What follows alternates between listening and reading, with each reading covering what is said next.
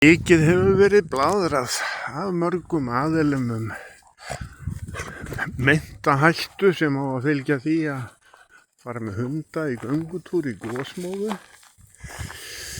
En nú er ég búinn að vera að ganga í hálfa klukkustund og mínir hundar aldrei hressar, ég bara aldrei. Hér er ég með gesti með mér og við erum bara hérna í róliheitunum að ganga rétt fyrir utan Hafnarfjarðarbæ.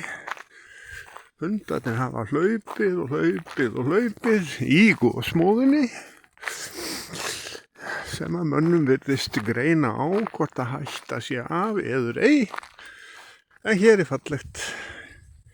Þetta er góðu dagur í mörgu tilliti fyrir mig. Ákaflega frelsandi dagur. Nýir tímar að taka við. Ég að fara í nám í haust. Já, veriði bless.